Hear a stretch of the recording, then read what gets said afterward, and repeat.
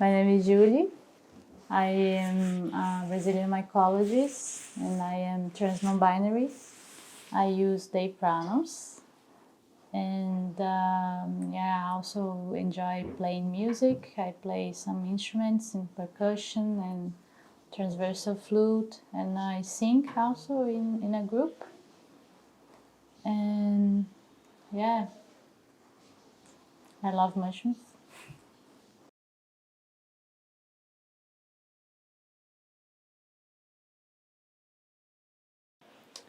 Yeah, so Fungi Cosmology, I was invited by Lilian to take part with the project. And I met Lilian in Manaus while I was doing my master's there in Manaus in the Instituto de Pesquisas da Amazônia Nacional. So it's a national institute for Amazonian research, and I met Lilian kind of by chance, like a friend introduced us. A friend from IPA was like, "Oh, you have to meet Lilian because she does Lab Verde, and you will really like her, and then maybe you can go there and talk to the artists and blah blah blah." And then I was like, "Oh, okay, cool. It's really nice." I was like, "Wow." Like artist residencies in the Amazon and with exchange with researchers. And I was like, wow. That's when I started this to learn about this art and science stuff. And then Lilia invited me to do a talk to the artists, and I stayed there for 2 days in the Adolfo Duque Reserve in Manaus. It's like a reserve from INPA. And then it was great. Like I felt people were like really listening to me. It's different from when I give talk to researchers, scientists, and they were like so interested in I was talking. I was like, oh my god, it's cool. And then we went for walks. We saw some mushrooms, discussed things, party, also danced. It was great and made some friends there also. And then after that, Lillian we still were in touch. And then she started talking to me that she wanted to build a project that the main subject would be fungi, and that she was thinking about it, asking me questions sometimes, and then she came up with the fungi cosmology and invited me to be part as a scientist with this arts and science long-term project with 3 countries. And I was like, yes, of course, I'm going to Chile and Switzerland, of course, let's go. And that's how it started.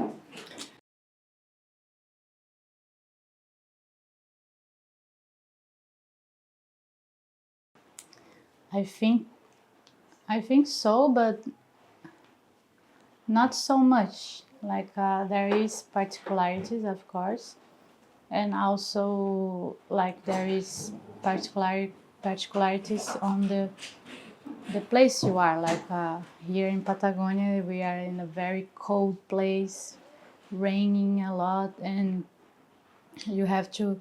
Like I was really overwhelmed when we went to the forest for the first time, and it was actually like how do you say that? It's not snow, but it's like the rain was falling, ice, and I was like and I was so cold. My feet was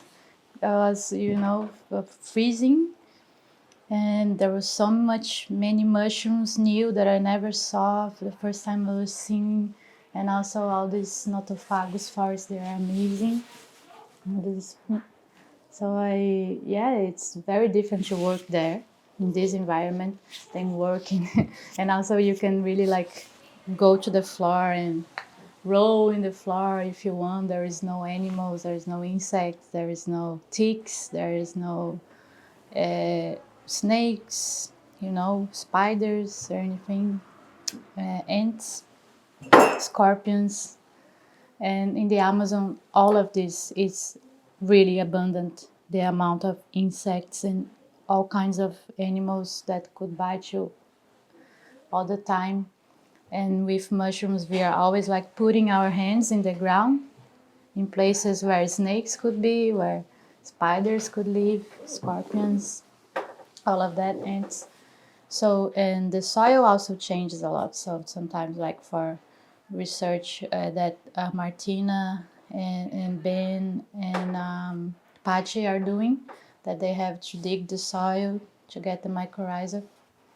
So in the Amazon, we try to do that in the soil of the terra firme forest, which is like the upland forest in the Amazon. It was really hard to dig.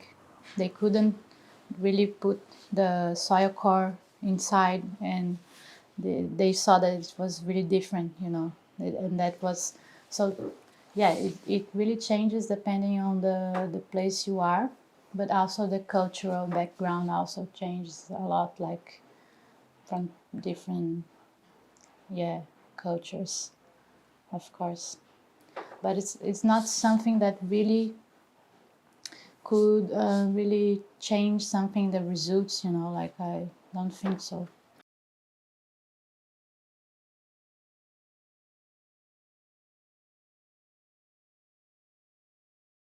It totally influences, of course. It enriches a lot because like you are we get used to our environment as uh,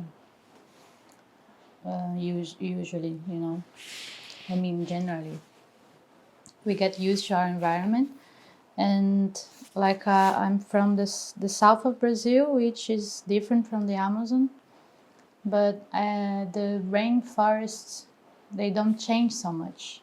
Like they are all different species of plants and some fungi, but this environment here is like totally different, like totally different. And I bet that Switzerland will be totally different too. Like I know it will be. So yeah, it enriches a lot because you are out of your zone of comfort of knowing where you were, stepping, and also learning so much about the plants that are there and which plants are doing connections with the mushrooms. And all these mushrooms, these new mushrooms that I never saw before, they are unique. They only occur here, in Patagonia. So yeah, it really enriches a lot.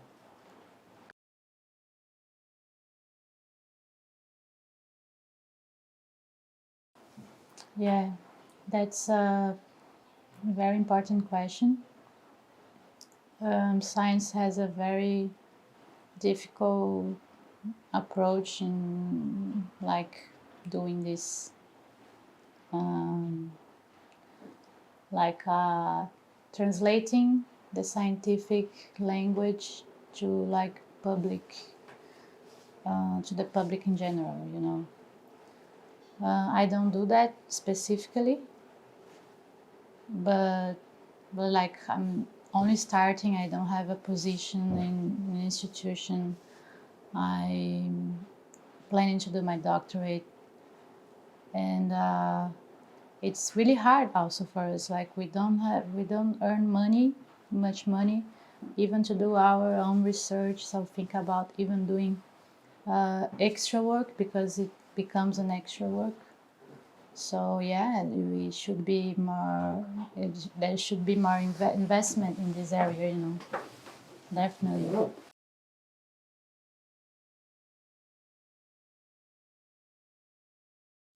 Yeah, like we do forays also in Florianópolis, my city. Every year we do a foray, and there is also, and it's open for the public always, and that's a very nice opportunity also to share. And I love sharing. I love to do this translation. I like to do this.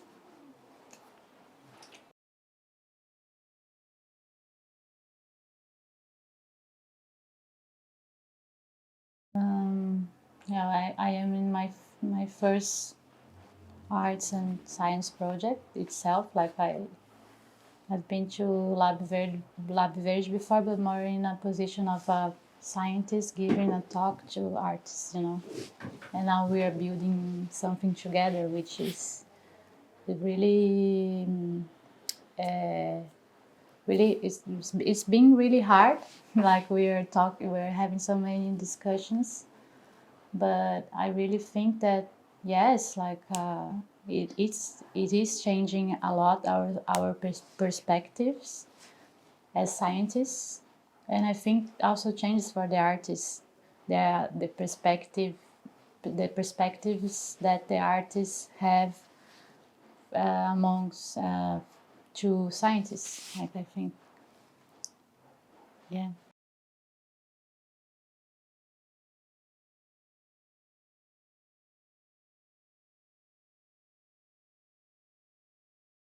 Yeah, in Brazil, we have very little knowledge as Westerns in Brazil about what the indigenous people were using or not, and but most of them has lost their relationship to mushrooms. And in 1970s, there was this guy from Sir, actually, Gilliam Gilliam Prince. He went to the Amazon, very northern part of the Amazon, almost Venezuela, actually kind of Venezuela in the mix.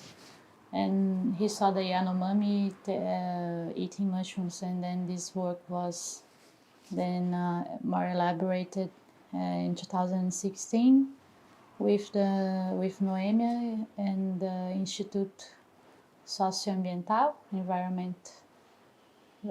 Social Environment Institute that from Brazil, and they did this amazing work, recognizing the mushrooms that they eat and also understanding the whole of the role of the mushrooms in the communities, and how do they grow and how do they make the mushrooms grow, kind of in between their land, you know, how do you say, agricultural thing, the way that they prepare the land to, and then the mushrooms grow there, where they burn the area to clean, and then the mushrooms grow there, you know. And but yeah, we have like 300 peoples, different indigenous peoples in Brazil, groups, communities, and we hardly know what they are doing. Like we hear about the Pycnoporus sanguineus, the orange big bracket fungi that is everywhere. We know that they are antibiotic, they are anti-inflammatory, and there is stories about people using like to put on wounds, and yeah, but this knowledge is not really, you know, it's like something we hear always, and yeah, it's too little people really working to bring up this knowledge, you know, in Brazil. So yeah, the Yanomami, they use like 17 species of mushrooms, but it's just because someone were there and really studied and really put effort in this.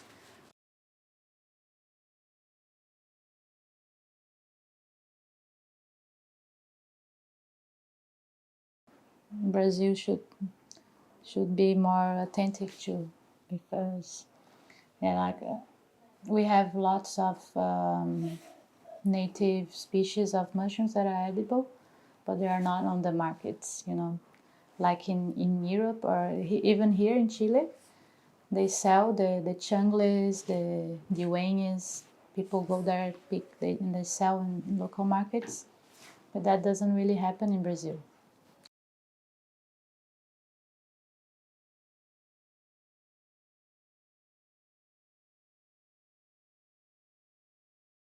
Before coming, I knew that the Mapuche all these names, Changle, Diwenye, Loyo, I think they are from the Mapuche languages. And I knew about it before coming, so I was really like wanting to just go to the forest and see these mushrooms and eat them, of course. And it's really different, like from the Brazilian perspective, like because this knowledge, it's still there, you know, the knowledge about the edible mushrooms, and that's it. Like in the natural, the people are gone. The people are gone, exactly. But in a natural habitat, like a natural place, you are from the place, like, and you don't. That's how you know what's edible and what's not edible, you know. Like in Brazil, we colonize, you know, the colonizers came and it's like mixed up.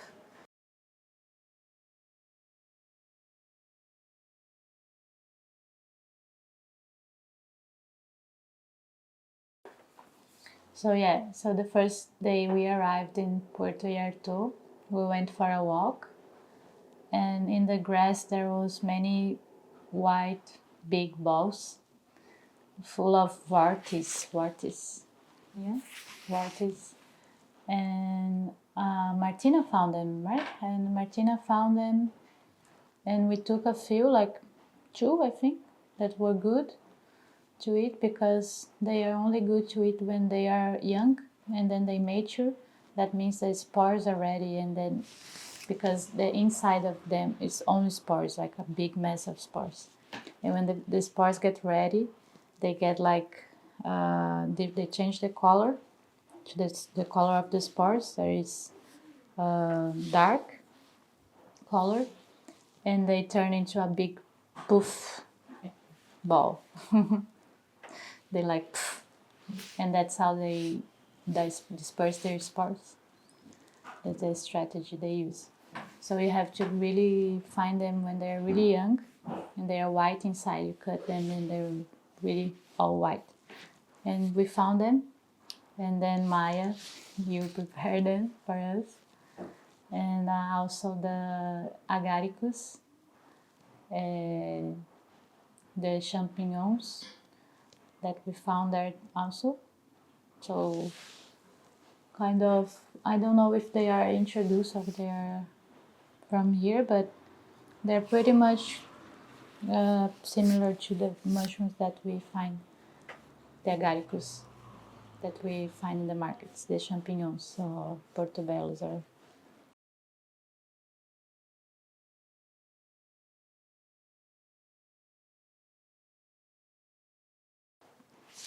And the other day we found the lengua de vaca. So it's Fistulina hepatica, the name. No, Fistulina antarctica. Fistulina antarctica. And it really looks like meat. It's crazy. Or fish, or chicken, or pork, or anything, animal. And we had to peel. So it's called lengua de vaca. In English, it's like a cow's tongue, because it really looks like tongue like this. And then you have to peel the upper part, because I think it's not good for the stomach. Just like in some Suilus species also you do this, the ones that grow in pine plantations. Yeah, and then we made ceviche, and it was perfect. They look like sashimi, tuna fish. I don't know. It's crazy. We are all amazed by this. And then the other day, we found some changles, which I was like really willing to see. The changles, they are coralloid fungi. They look like corals, and they have an amazing color, like orange with some pink. Oh, it's here actually. Yes. The Ramaria subaranchaca. Ramaria subaranchaca. And we found so many of them. But yeah, to really make a meal for like 12 people, we would have to have much more. So we have like a taste, each of us, like a tiny taste, tiny portion of this. And Maya prepared. And it was delicious, I think. One of the most delicious thing that I ever ate. Really.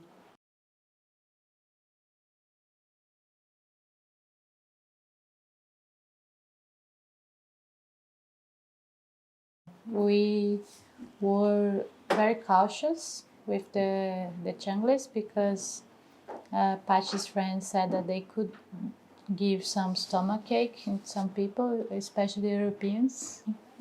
So we boil them. Yeah, we boil them first and then we fry them. And the agaricus, they are very good. They don't give anything like they're very secure to eat. And yeah, the lingua de vaca, we saw that they could be eaten raw, but that's not something that it is not common in mushrooms. Like always good to cook them first. But they are perfect. No one got anything. It's amazing. It's incredible.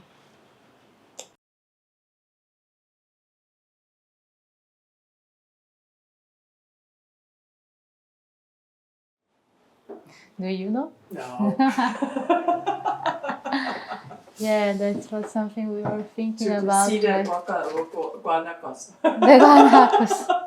No, to see the chunglas, see the lingua de vaca, see the notophagus, to see what's it is Patagonia, because I think that Patagonia is like, oh, Patagonia, you know, like no one really knows what is Patagonia. I don't know exactly what is Patagonia.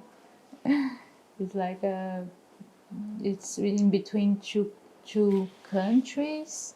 But where does it start? You know, some people say it starts here, other people say no, it's only here, and it's like something that it's very imaginary, like and that's what I felt when I was there in Puerto Yartu. Like the landscape is like this is I couldn't believe what I was seeing. Like everything looked like a movie, like a dream or something. It's crazy. It's such a I don't know. It's very difficult to explain the feeling, but I really felt like I was dreaming all the time while there.